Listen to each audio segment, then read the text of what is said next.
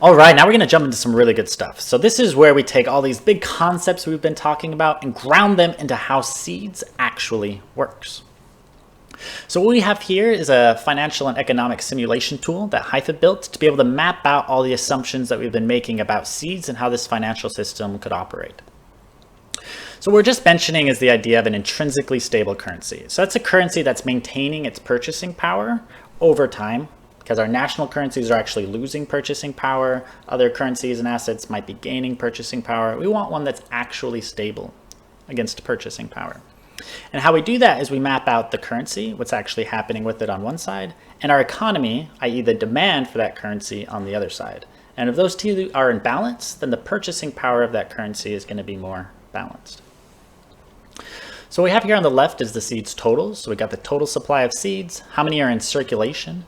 And this is an important distinction because it's the SEEDS that are in circulation that are able to meet new demand and that are actually able to be used to make exchanges. It's not the amount of SEEDS that exist in total, it's the amount of SEEDS that are actually in the market moving around. So when we're balancing supply and demand, we're actually balancing the circulating supply of SEEDS with new and changing demand. So SEEDS that aren't in circulation are SEEDS that have been planted. So as new members are joining SEEDS, they're having to take SEEDS that are in circulation and take them out of circulation. This is very similar to a term deposit, and it's the same thing that banks are doing today. Is they're having you take your money and take it out of circulation, and then they're able to make new currency and do a bunch of things that banks are doing. Further, SEEDS that are in accounts that haven't gone into circulation, i.e. the SEEDS bank and some other accounts like that, those SEEDS aren't in circulation either. So they exist as part of the total supply of SEEDS, but they aren't part of the circulating supply of SEEDS. So that's what makes the difference between these two. Finally, we have SEEDS that have been burned. So when people put up proposals or people paying for insurance or arbitration or all these what we call zero marginal cost services. So this is stuff that SEEDS can provide as services on the network, and when people pay for those services, they burn SEEDS to do so.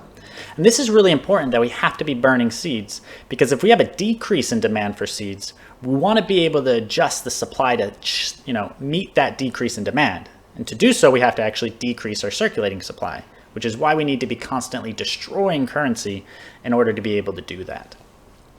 And what's really interesting about this is that as our network grows and as growth becomes less of a driver of creating new currency, those zero marginal cost services like insurance and governance and escrow and arbitration and all these things that people are burning SEEDS to pay for, those things become more valuable. For example, paying for advertising on the network and destroying your currency to do it becomes more valuable when there's a billion people on the network than when there was only 10. So this is how we end up balancing that over time, but we're gonna dive into that a little bit later. Okay, so then on the right we have our economy. So this is showing our economic activity. So we got about $3 billion worth of economic activity over the last year. And we're saying that each cycle we're growing by 3%. So SEEDS does everything off of lunar cycles. When I talk about a cycle, it's 29.5 days. And we've done this so that one, we're more in tune with our natural patterns and cycles, rather than artificial ones like the Gregorian calendar.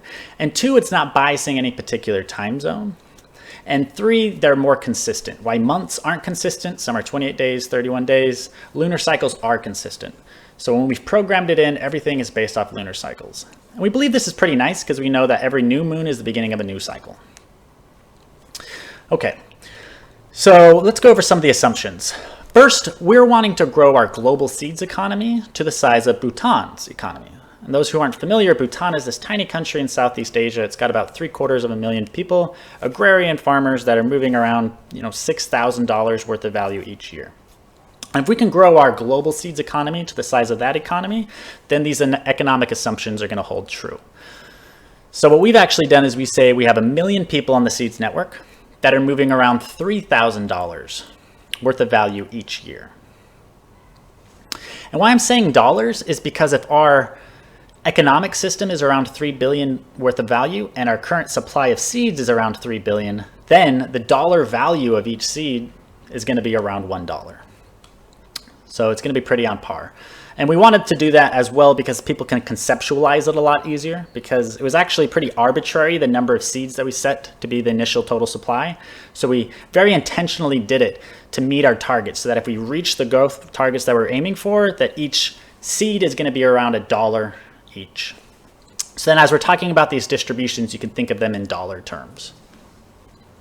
Okay. So we have about 1 million people doing about $3,000 worth of activity each year. In this assumption, we have 1,000 organizations doing about $12,000 worth of value each year. So it's about $1,000 a month, right? And then here we just chose 10 bioregions just to show you what that actually looked like. So bioregions are local communities that exist within SEEDS. And we just want to show you a snapshot. We expect there to be a lot more than 10 since we already have more than 10. But this is just to give you an idea of how that actually works. So this is a snapshot of our economy. So that's how much value is being moved, which helps us derive this number. And then these assumptions on growth gives us the total growth, which is around 3%. And then the next thing we need to do is know how many seeds were taken out of circulation. So this is seeds that are being planted as new members join, or people want to become residents or citizens, or increase their contribution score, or a myriad of other ways. People are planting seeds, taking them out of circulation. And then as people are paying for those services, people are burning seeds. So we track how many seeds were removed from circulation. Then we also track how many seeds were brought back into circulation. This is seeds that have been unplanted by people. So they've taken them from planted and brought them back into circulation. So after we track all this, we know how many new seeds we're going to need to create in order to meet that new demand. And then when we distribute these new seeds, this is what we call the harvest. And this is where things get really, really interesting. So now we're going to go over what that harvest actually looks like. So there's 4 main areas where new seeds are then delivered. The first one is to people. The second one is to organizations, the third one is to bioregions, and the fourth one is to the global co-op. So you can look at the distribution here. Now, these are only initial numbers. They're intended to be evolved by the citizens over time. So yes, they're set at these percentages just to start, but we're going to find that these things are going to continue to change as we grow. So global distribution gets 20%, bioregions 30%, organizations 20%, people 30%. But we might find that as we scale and our economy keeps growing, we don't need to spend, $11 million each month on core development anymore for seeds. We might want to drastically reduce that. So we might say we'll drop the global distribution down to 10 and increase the bioregion distribution up to 40 or what have you. So this way we get to keep evolving it over time. The next really interesting thing we get to do is earmark distributions. So we say when we're giving money to bioregions, we get to say we want 25% of that money going to a bioregion to be for regenerative grants. We want 25% to go to regenerative loans, et cetera, so that we get to actually earmark where we want to deliver value throughout our economy. And this is only the beginning, but how this evolves can be endless. We get to then decide what we value as a community, what we value as a civilization, and where we want to drive that value. And we get to make these decisions as an entire collective. Okay, so these are the initial economic assumptions, and now I'm going to dive into each one of these categories, where this money flows, and all the incredible things that we can do with this, and really get into the nitty-gritty of how seeds can really transform our societies and our civilization, and what happens when the people actually gain control of their financial systems and what we can do with that. Okay, let's get going on that. So now we're back over to the presentation. So now we're going to talk about people. So this is how seeds becomes a better than free currency, because you're actually getting paid to play. So if we're thinking of in dollar terms, the people that are in the 99th percentile of the people get $46 worth of seeds each month. And now let's talk about the percentiles for a second. This is a really novel thing that SEEDS has brought out. Some crypto economic systems, they say that if you've got 50% of the seeds, or 50% of the tokens of that system rather, then you get 50% of the rewards if it's proof of stake and being delivered for people who are staking. And what happens is this creates a feedback cycle that concentrates voice and value over time. So if someone owns 50%, they're getting 50%, that's going to give them even more, et cetera, et cetera. But what we've done is we've locked everything down into percentiles, which is designed to reduce the inequality and a lot of times actually reverse inequality within our economic system. So if you own 50% of the contributions within SEEDS, if one person's doing 50%, they're going to be in the 99th percentile, right next to the person who might have done 2% if that was the second most. So this is reducing that inequality.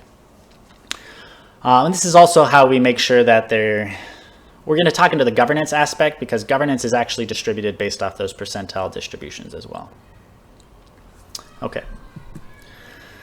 So what this means is that SEEDS is better than free. So rather there being fees to use it, you're actually getting paid to be able to participate and cooperate in this new system.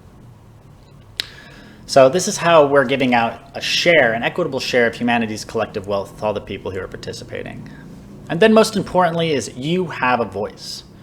So if you decide to become a citizen within SEEDS, you actually get to govern all of these protocols we're talking about. And again, they're intended and designed to be evolved and changed and adapted as our world continues to evolve and change. So we need to have a financial system that can react to that and give the people who are part of it a true and direct and transparent voice in the governance of those systems. So this has become a really, really popular topic today, and that's this idea of a unconditional or universal basic income. So as robots come in and they start taking over all the jobs and people don't know how they can contribute and actually get paid, this becomes a foundational concept. Like, how do we distribute value out into people so that they can meet their basic needs when there's not enough jobs to do? And I think this is a really beautiful concept. Some people are scared of like, whoa, let's not replace the burger flippers and the cashiers with robots, because what are people going to do? But we could think of this a little bit differently. Like, if a robot could be doing that job, shouldn't the robot be doing it? Because humans ought not to be doing jobs that robots could be doing. That's demeaning, and humans are so incredibly inspiring and creative. We could be doing things that are so beautiful, not things that robots could be doing. But the problem is that we're locked into these economic and financial systems. That's the way that we think. But when I'm discussing here, and what SEEDS is giving us the possibility to do is radically rethink how we distribute value throughout our economy and societies, so that we can have robots doing the jobs that robots could be doing, that humans could be doing other things that are more meaningful and purposeful and inspiring. Okay, so one of the big problems with the idea of a universal basic income today is the idea if it's delivered by the current power structures. If it's delivered by the state that exists today, then all it's going to do is continue to concentrate and centralize the power that these power structures currently have over the people. So unless they radically redesign how the democracies work, how governance actually works, how transparent these governance are being, unless they do a complete overhaul of how they actually operate, I don't think that this is going to be a good idea, because this makes us more dependent on these systems that are destroying our planet, funding warfare, and doing all of these things. So SEEDS is proposing this idea of a universal earned income, so that people are earning SEEDS for participating, but everyone has a more equitable chance to be able to participate. So we're talking about that percentile distribution. So it's not delivering undue value towards one person, not next. Everyone is getting a better distribution of this new currency. So what's really interesting here is that we can have a universal earned income meeting the same ideals and needs of a universal basic income, but delivered by a system that is governed directly by the people, so that we're moving towards more freedom and more prosperity rather than giving more and more power away to the current power structures. So next up, we have bioregions and how local communities actually get a share of this new currency as well. So local communities are ranked based on their percentile of contributions as well, same thing as people. And that's one thing I wanted to mention for what we consider a contribution within SEEDS and how these rankings actually take place is designed to be evolved. So there's some parameters that we've set right now, such as, for people, it's how many new people have they invited, how much are they actually transacting, what's their reputation, are they participating in governance, et cetera, et cetera. So we say, what do we think a contribution towards SEEDS is? And the more you're contributing to the entire health of that civilization is the more you're going to be moving up this percentile. And the same thing with bioregions is we get to track out and decide what is a contribution towards our civilization that a community could be making. And one of those contributions could be, how regenerative are you? Are you cleaning your water, cleaning your air, planting new forests? What's really powerful about this new economic model is that we get to dictate what we consider a contribution to our economy and to our society and to the welfare of humanity, and then reward people and organizations and communities for doing that. So that's actually how communities move up this percentile distribution and earn more value. So you can imagine if you're in the 49th percentile, which is about average, it's the median, then communities are earning $160,000 worth of SEEDS each cycle. So you can imagine how beneficial that would be for a community if you give that community $160,000 extra dollars for them to be able to distribute amongst their community. And we're going to dive into some of those examples. So first is grants and loans for regeneration. And this is so critically important, is a lot of the things that we need to do today for humanity to continue aren't profitable, i.e. cleaning up the Great Pacific Garbage Patch. It's not going to be profitable. Making our water drinkable again isn't going to be profitable. Replanting native forests with no intention of cutting them down or logging them is not profitable. That's why these things haven't been happening, even though we need to do them if we're going to thrive and continue through civilization. So what SEEDS does is it says we don't need to try to figure out how to make these things profitable. We're just going to drive value towards them. And now instead of competing to try to make doing regeneration profitable, now we're competing to see how best we can do regeneration and how we can get communities to vote yes for our grants and pay us to go replant native forests and do these things, right? Next up is loans. We can give interest-free loans for regeneration. And where we're targeting this to begin with is for food.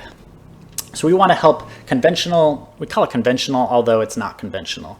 We want to transition pesticide and degenerative agriculture towards regenerative agriculture. We want to finance farmers, local food growers to be able to set up their enterprises and start making healthy, local, regenerative food.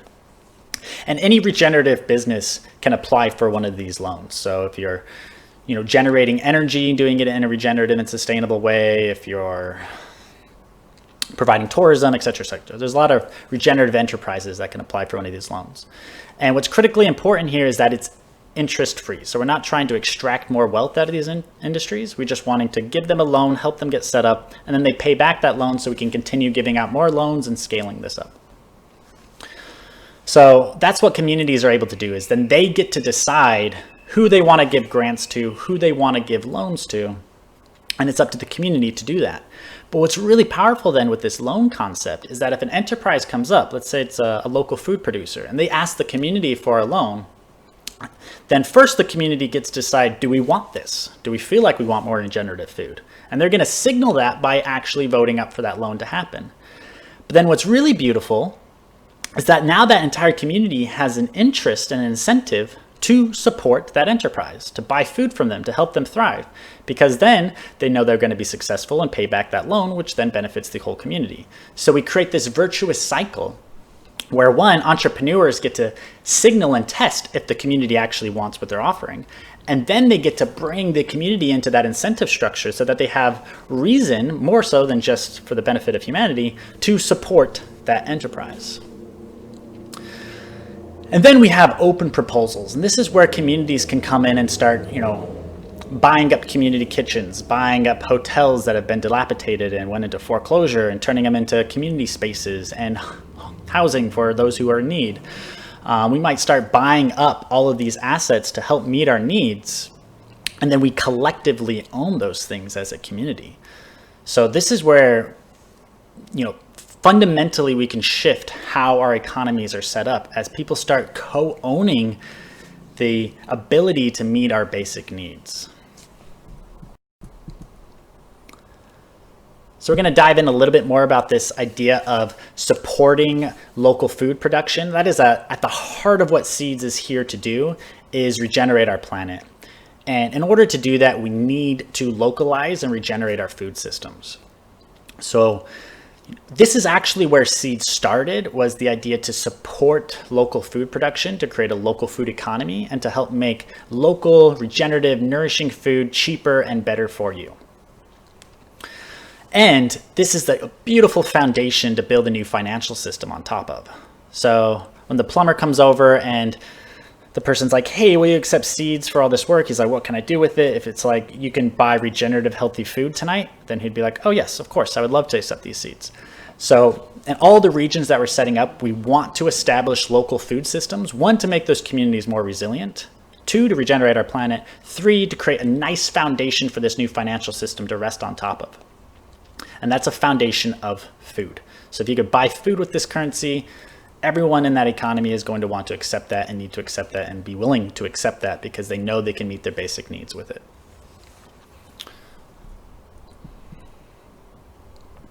So this is where we get into the local food economy.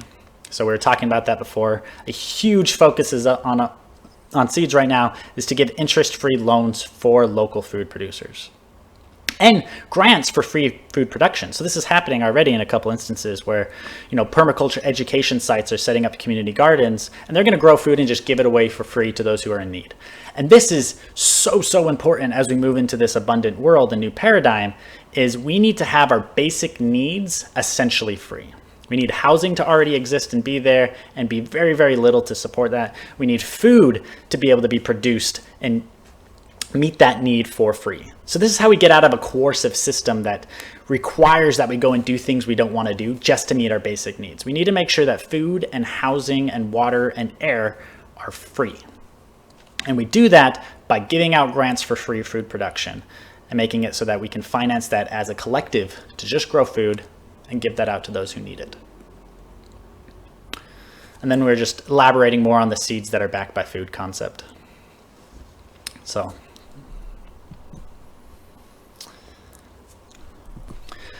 what you're seeing here is a tool that Hypha has built. We call it the DO, Decentralized Hellenic Organization. And this is a tool that bioregions are actually going to be able to use to do governance, distribute value, etc. So what we actually see down here is this donut economics that Kate Raworth has brought forward. And you see a bioregion here. So you can click on that bioregion and see how they're meeting their planetary boundaries, how they're meeting that donut. So where are they at with their ecological ceiling with the environment? Where are they at with their social ceilings and social foundations? So you get a quick snapshot of how a bioregion is operating and how they're delivering value. And then as you move through that, you're able to join this platform, see all the different bioregions that exist, join them if you're part of that bioregion, see what organizations are existing within that bioregion, how the organizational structure, because this is really important because we can set up different governance structures within our bioregion. We can have a group of people coming together for food and agriculture and setting that concept up, and other people coming together for housing and healthcare and education, etc., etc. So we can start remapping what local governance looks like when it's actually directed and governed by the people for the people. So this is what SEEDS is headed towards, is setting up these bioregions and giving them all the tools they need to self-organize and deliver value more effectively throughout their community. And here we see a live governance system. So this is Hypha. This is the organization that's helping build SEEDS right now. We're using this decentralized tool. So Hypha itself is a decentralized Hellenic organization. So it's open for anyone to be a part of. We get to see completely transparently how it's operating, where value is going, how governance works, and all that stuff. So we're remapping this tool for bioregions for them to be able to use too. So what this looks like is, as a bioregion, they have all these funds to be able to distribute throughout their community. But how do they do that? Well, you do that through this tool. So people can come up and say, hey, I have an idea for us to set up a community garden. I think it's going to cost this much money. Who wants to join this project? And he can create a quest, which is going to look like a card like this. And then what's really cool is then other people can show up and be like, I want to be part of that quest. I want to be the gardener for it. Another one's like, I want to be a designer. Well, I have this equipment I can bring to it, etc., etc. And then they can join that card, come together, accomplish that quest, and earn the bounty, i.e. the prize, for having completed it. And what's really powerful here is that the community and organizations themselves get to signal what they want and need. So rather than entrepreneurs having to guess what a community might need, now the community gets to come forward and actually signal and say, this is what we want, this is what we need. And this is where then entrepreneurs and other people can come and see what the community wants. Further, you can have roles within that community too. You can imagine that you might have a in-resident permaculturist who's getting paid by the community as a whole to go around and teach permaculture to different growers and food producers and just really anyone, because permaculture should be taught to anyone and everywhere. But you can have roles within the community, like a health coach that's going to go around and start healing people. And this is so important. Like today, it hurts my heart so much that healers are only giving their gift to people who can afford it, because they need to eat, they need to put a roof over their heads too, they need to be able to meet their needs. So unfortunately, they just can't keep giving out their gifts for free, even though a lot of them, most of them want to. So what we can do as a community is say, hey, if you're a healer, we're just going to pay you for being a healer. And now you're free to go and follow your gift and purpose and just start healing people in the community who need it, rather than those who can afford it. And this can get scaled out as far and wide as we want. What does the community want to fund? How does it want to fund it? Who does it want to deliver value to? All of that could be then done through this platform. so that all these things can be signaled. Then all the members of the community and bioregion themselves then vote whether they want it, yay or nay. And if it passes, then this automatically delivers value. So that's why it's called decentralized, is because there's no central group or authority that's in control of this. And so if something passes, it automatically happens. No one has to then deliver that money. It happens through code itself. And this is also important because there's no central point to attack or to coerce if current power structures or some hacker, etc., doesn't like how it's working. Okay.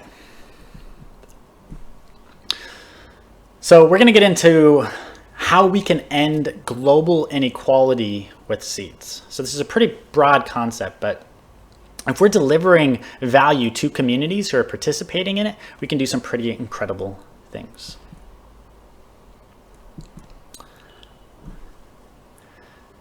So here's a simulation that we ran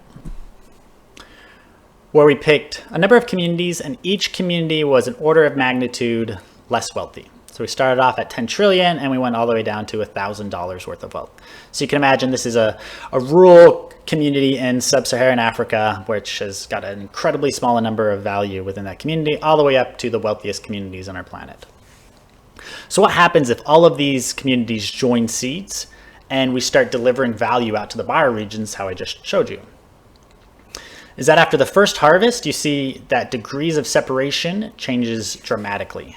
And that's because even though objectively the wealthier communities are getting a larger harvest, subjectively the smaller communities are getting much, much more value. So why this is a fraction of the total community's wealth, this is 32 times more value than that community is worth.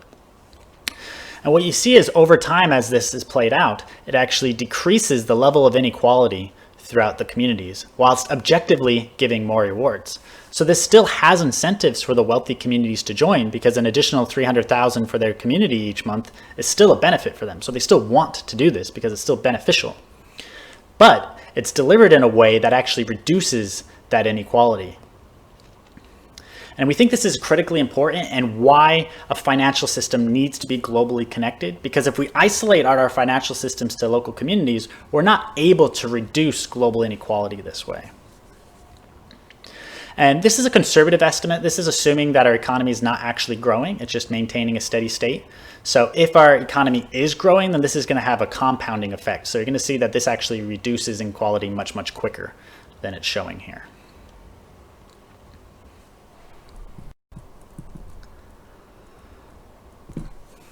Now, communities don't have to wait until go live to start getting value within SEEDS.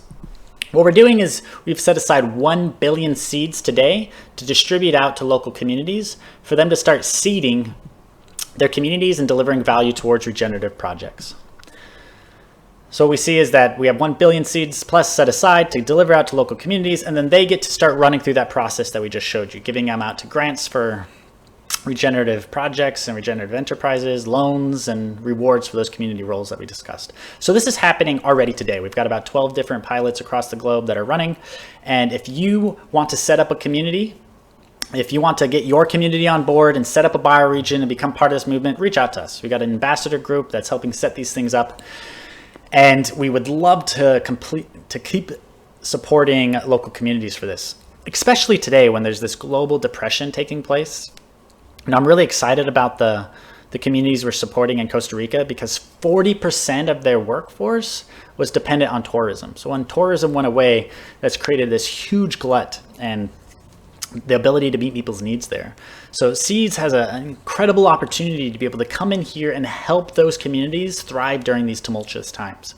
Because what Costa Rica was used to was having US dollars come into that economy, i.e. they were used to an outside currency adding more and more value towards their economy. So SEEDS can play that exact same function. It can bring in more value into their local communities for them to be able to continue meeting their needs, growing and expanding. But instead of those US dollars coming in just because people are serving, tourists, now they can be using that money to start regenerating their environment, setting up local regenerative food systems, healing their environment, which Costa Rica is a beautiful example of, because they really care about their ecology and they're making huge strides to be one of the first, regenerative nations in this planet. So we're really excited to be working with them that way. And what this creates by giving value to local communities and letting them distribute that value out, it creates this exponentially virtuous cycle. So we get to employ the magic of finance to radically redirect our collective value. And what I mean by this exponentially virtuous cycle is exactly what we were talking about a little bit earlier, where if the community is the one that's financing local businesses and giving them grants and loans, then that community then wants to support that organization.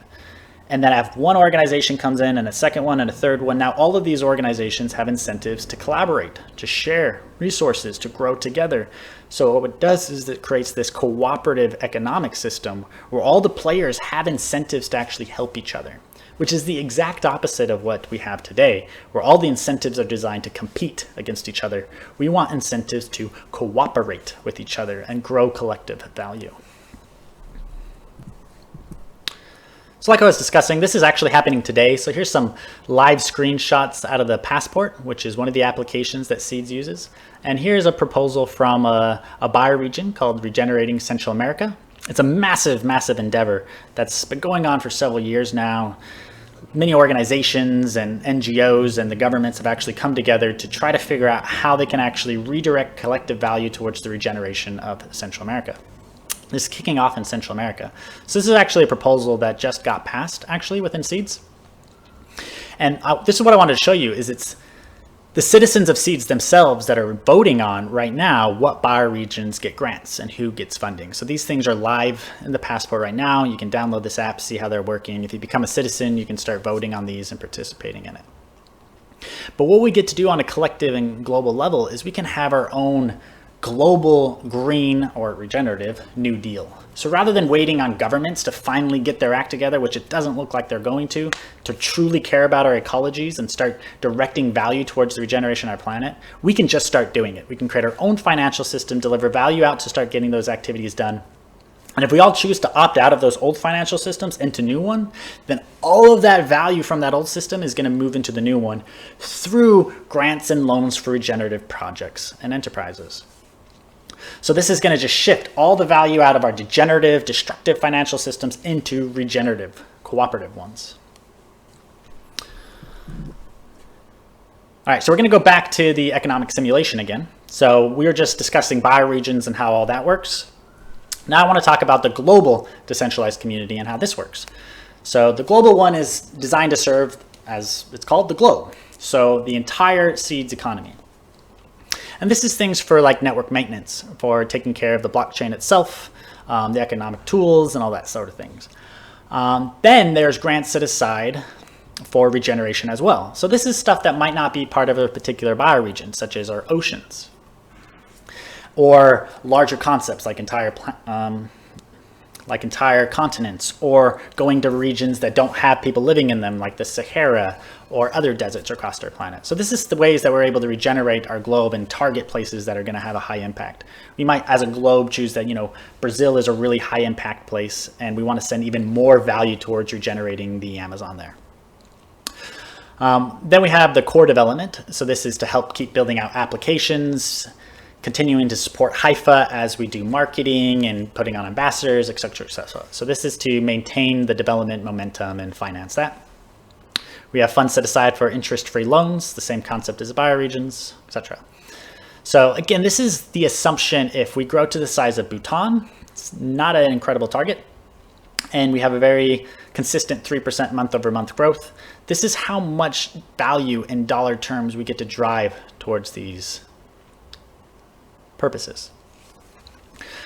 So I know this sounds incredible, and it is, because we're talking about a financial system here, and Bitcoin, which actually doesn't have that much adoption or real world use, is still generating and distributing over $7 billion worth of Bitcoins each year. It was before the last halving, so this was last year.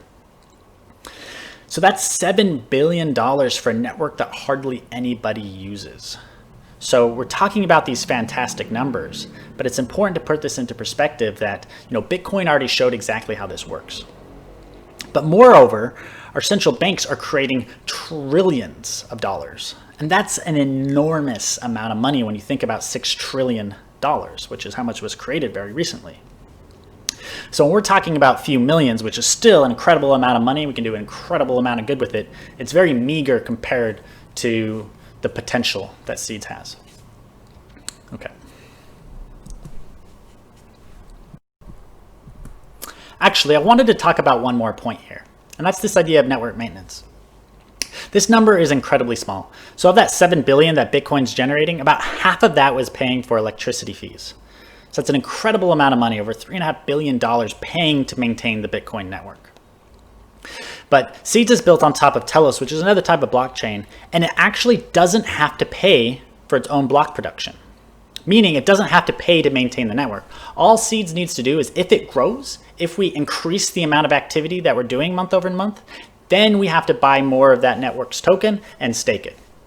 So essentially you have to make more of an investment into that network rather than paying out costs, because that network itself is then paying out its own block producers for maintaining the network. So this gives a massive advantage for SEEDS as a financial system over Bitcoin, for example, because Bitcoin has that overhead cost where miners are constantly earning Bitcoin and selling them on the market. So you need to have a constant buying pressure just to maintain that price. Why SEEDS doesn't have that. It only needs to increase, it only has a cost if it's increasing in size. And then it uses some of the seeds that we grew for that increase in order to pay for network maintenance. So that's a huge advantage of being able to build on top of that way. Finally, I just want to make this point. Again, these are initial figures. These are designed to be evolved and changed by the citizens of SEEDS themselves. So we might have a lot more categories that we decide to bring up here and deliver collective value towards. And that's where things can get really, really interesting, because we can just start deciding as a collective, as an entire civilization, what we want to finance and where we want to drive value towards. So that's where things will get really, really cool. Okay. So now I want to talk about this idea of restoring the commons and the difference between public property and common property. Because once we start having these systems that we are collectively owning, and we could start buying up collective assets, we can be like, well, we want to just buy up that resort. And then all the citizens of SEEDS get free access to that resort. We want to start buying up food producing companies. We want to start buying up these collective assets and then just start giving out those resources throughout our civilization for free. And this is what I call common property. So the difference between public property, which is, state owned and governed, is what inevitably happens is that private industry exploits that. So we might have a public property, which is a national forest, and then private industry goes in there and hacks it all apart or starts mining for minerals or whatever they're doing, and they destroy that, and they don't care about it because that industry actually doesn't own that property. And then all of those costs are then offset by the people. So there's a lot of minimum care and oversight that goes into public property. And that's why it gets a really bad rap. You start hearing about these things like tragedy of the commons, where public property is inevitably going to be, abused and misused. And I believe that's true for public property, but that's not true for common property, because this means that property is in the care and oversight of all those members, which is the exact opposite of what's happening over with public property. So now we're deciding that no, we're not going to let industry come and exploit our forests because we care about those. We love, jogging in them and camping in them, and we love spending time there. So we don't want them to be exploited. So if the membership of SEEDS, the citizens of SEEDS, don't want their common property to be exploited, it won't be. So then they can be communally owned and governed. And this is the idea that we collectively own those assets, so we have access to those goods and services. And this is where things can fundamentally shift, is that we can start collectively owning and buying up assets and then start having access to those things. So then it shifts from, being able to be exploited by private industry to be stewarded by the members, who then are able to generate and share that abundance. So I think this is a big shift between this concept of public property to commonly owned property. So here's an example of this taking place right now with citizen governance, where there's a permaculture education park that just got actually awarded a grant to set this up in Brazil. So this permaculture education park is going to teach people about permaculture, grow food, and give that out to people, and be a demonstration site of how we can then finance our own evolution and finance local food production. So this is a live example of what's happening here. And again, if you have any concepts like this, if you have a community project that you want to come into SEEDS and get funded, reach out, set up a proposal, and get it going. So, I touched about this quite a bit, but we need to make regeneration quite practical because it needs to happen today. We can't keep talking about it or avoiding the elephant in the room. So rather than trying to figure out how to make regeneration profitable, we just need to do it. So now the new question needs to be, how do we optimally use our collective wealth to regenerate the planet? And that's what SEEDS allows us to answer. As we've got this value to then generate and distribute out towards regenerative projects, the discussion then isn't around how do we make it profitable, but who's being the most regenerative? How can we best use these resources towards regeneration? What's going to have the biggest impact? Do we clean up the Pacific garbage patch first, or do we make our rivers drinkable? Maybe we have enough finances to do both at the same time. So the dialogue starts changing and action can start happening immediately towards regeneration, which is so fundamental today. And this brings in something that we want to be true, and that is, what if the most profitable decision was also the best for people and planet? So organizations today have incentives to do things that are destructive for the environment. For example, we have this concept called planned obsolescence, which is the idea that companies make things that intentionally are designed to break down so that people will have to keep buying more of them. And they're designed to not be repairable very easily. So again, people have to keep buying more of those products. And what we've created as an economy is then this linear cycle of taking natural raw materials and converting it into garbage and throwing it into the landfill. Because the incentives are to get more people to buy products and services rather than to actually give people more access to goods and services. So with SEEDS, we get to actually re-engineer economic incentives. Imagine that, we're already getting tracked on our phones, but imagine that every time you used your phone, this is already happening, but imagine that every time you used it, it was tracked. And then we get to say, hey, that manufacturer who created that phone, it's being used by 1 million people and they're using it 4 hours a day. So it's getting, X hours of use out of their products. We're just going to pay that manufacturer then as a reward for providing the service to our civilization. And this could fundamentally shift how things work, because now as a manufacturer, if you're getting paid when people use your goods, it completely changes our thinking. We go, okay, I actually want to make something that's going to last a really long time. I want it to be really easy to repair. I want people to be using my stuff all the time. So now instead of a lawnmower producer, which I don't like this example because I hate lawnmowers, I think we should grow food, not lawns, but just bear with me. Now instead of a lawnmower producer having an incentive to sell a single lawnmower to every single household, now he wants to create one lawnmower and have that thing running 24/7. So now that manufacturer has an incentive to set up sharing economies so that all those households are using that one lawnmower and using it more often, because then that manufacturer can earn more revenue off that one item. So it cannot be understated the potential here for us to reconfigure how we actually distribute value throughout our economy. And this is built into SEEDS, that bioregions and organizations are actually scored on how regenerative they are, and that's what's considered part of their contribution. So as an organization is more regenerative, it's going to earn more money for doing that. So we needed to align economic incentives with ecological incentives. And this is how we do that. We say, okay, how regenerative are you? Are you going the extra mile to be better for people and planet and being equitable for where you're sourcing your goods, et cetera, et cetera? If you are, you're going to get a higher rating. And if you have a higher rating, you're going to earn more money. So now we finally have aligned economic incentives and financial interests with ecological needs.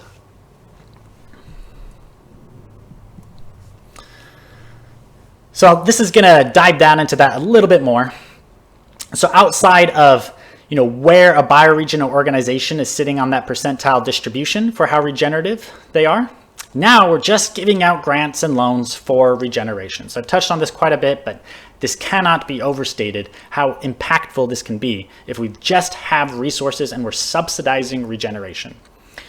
I cannot fathom why our central banks aren't already doing this. But rather than sitting around and waiting for that to happen, we just need to start doing that, and that is why SEEDS is here.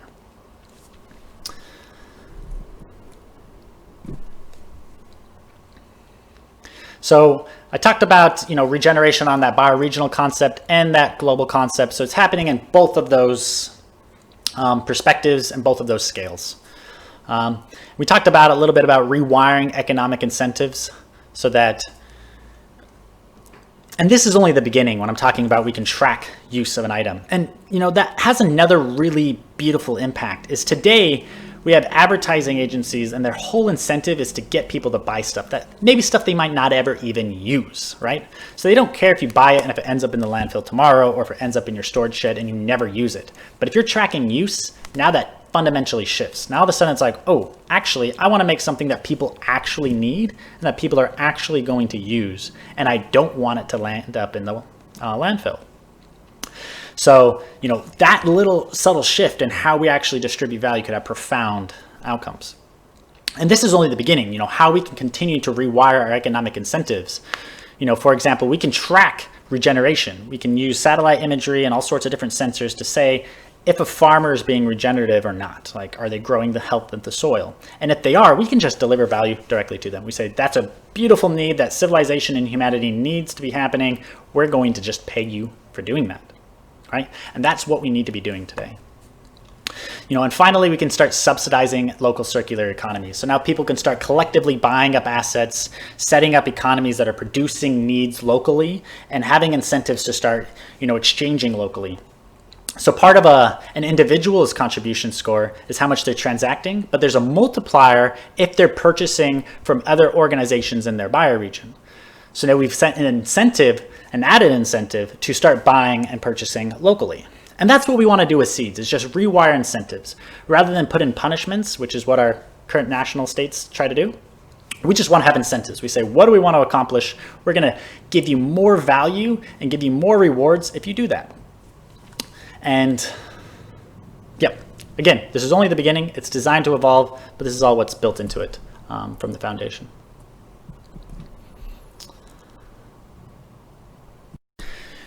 Going deeper into regeneration, 38% of our world's land surface is threatened with desertification. And this has been after millennia of abusing our earth. Genghis Khan went across Asia and North Africa and Europe, and he literally salted the earth. He destroyed crops, cut down entire forests, and just literally salted the earth so that people couldn't grow food there. And we literally created deserts. Egypt used to be the breadbasket of life and be extremely fertile. Breadbasket of, anyway, used to create a lot of food for the Roman Empire. It used to be an extremely fertile place, but today it's more of a desert. And that's because of the degradation that's happened to that places over human activity. We've had incredible majestic forests that used to exist in the Mediterranean region. And all of those things are chopped down to build navies and build cities. And those navies ended up at the bottom of the ocean. And we didn't recreate these environments. So human activity has been creating more and more deserts. And we need to reverse that trend. And this is what we, again, talking about this idea of a global Green New Deal, which is just financing regeneration. And what's so incredible is with modern design principles such as permaculture, we can come into an area and landscape and in a very short amount of time dramatically regenerate it. So they've got areas that are very arid desert landscapes and being able to completely transform them and turn them green and lush. And there's so many beautiful projects like this happening, but they're tragically underfunded. Here's another example. There's a lot of different examples, but we need this across the globe because if human population is going to keep growing, instead of condensing tighter and tighter onto the land we currently have and increasing the amount of deserts that we have, because this number is going up right now, we need to start regenerating our landscapes, shrinking our deserts, rehealing land, and then we can fit way more people on this planet along with all the rest of life that ought to be living here as we start healing our environments. And again, this is probably the single most important thing we're doing with SEEDS is regeneration. So that's why we've spoken about this so much on how SEEDS can be used to ensure that we're doing this.